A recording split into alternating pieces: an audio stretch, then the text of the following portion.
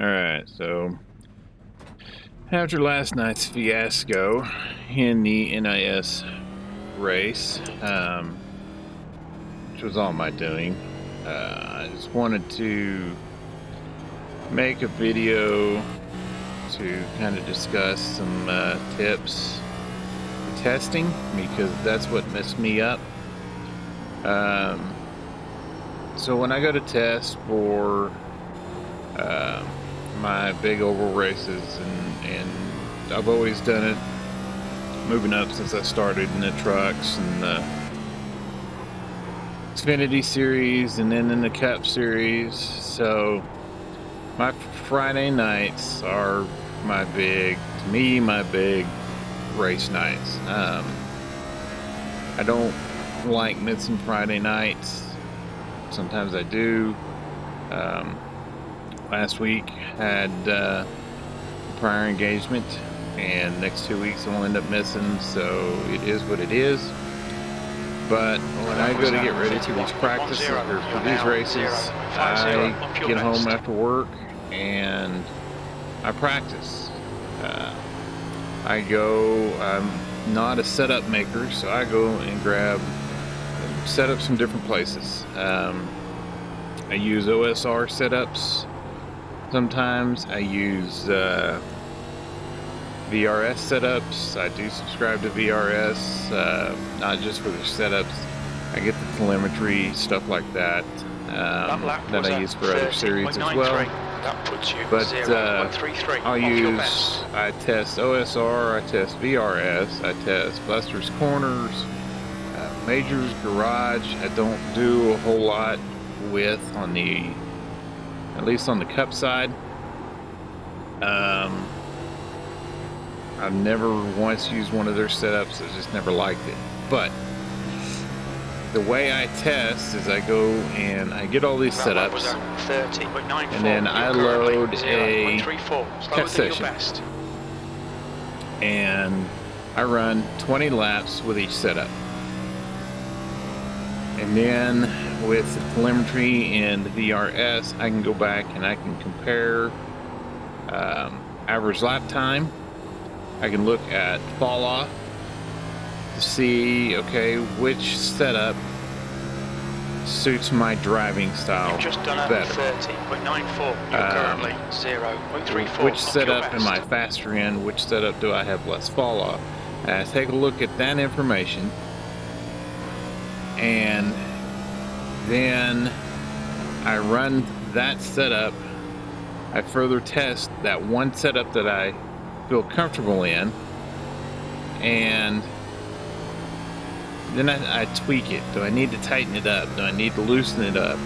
Again, I'm not a big setup person, so when we went to the next gen cars, I lost my two go-to things were track bar and crossweight.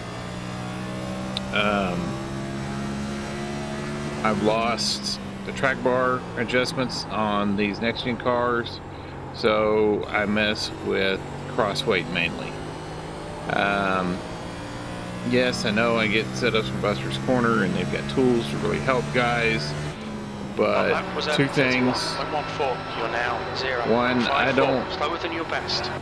have enough time to practice all the setups that I pull from. I don't have the time to really work on fine-tuning and figuring out what this part does and what that part does. And to me, it's just no fun. I want to race. I want to race clean. I want to race with the best setup I can find. And the reason why I test so many different ones is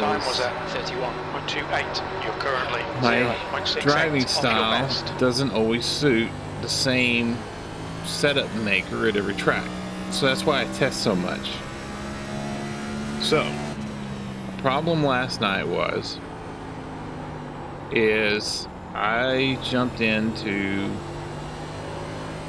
a test session here at New Hampshire and ran OSR set for 20 laps and a VRS set for 20 laps, and I went and grabbed 4 setups off of Buster's Corner and I ran those for 20 laps. I liked one of the Buster Corner setups. It felt, well, I like the main guy that does it, Bob Hope. I liked his setup, version, I think 1.7 it was. That last lap was a 31. But I found it to be a little loose, so I tightened it up. Lower than your best. And I tightened it up 2 different ways. I used the roll bars. I used the and then I made some adjustments on cross weight. How much cross weight did I do? How, you know, 2 clicks or 1 click. So anyways, so I did that and got real comfortable with that setup. Felt really good, ran very consistent laps, very little fall off. I felt good going into the race last night. So, registered for the race, get into open practice, and could not keep the car under me at all. So, what the problem was track temperature. So, when I first signed up for my test session, track temperature was 104 degrees. Well, by the time I ran over 160 laps. By the time I found the setup and tweaked the setup that I liked and wanted and got it feeling comfortable, that was the problem. Because after 160 laps, the track temperature went from 104 degrees to 90 degrees. So I tuned a setup to a 90-degree track, jumped into open practice last night, and the track was 108 degrees. That was nearly, so as you know, cooler track, more grip, hotter track, less grip, and I had no grip. Really struggled, kept trying to tighten that setup up, and I just couldn't get it tight enough.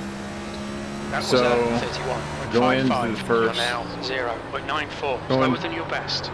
Race starts again, track temperature still 108 degrees. So we go in and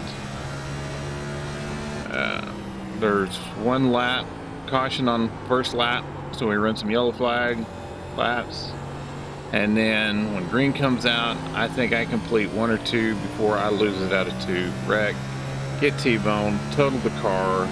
I mean, that race last night I'm not even posting because there's no race to watch.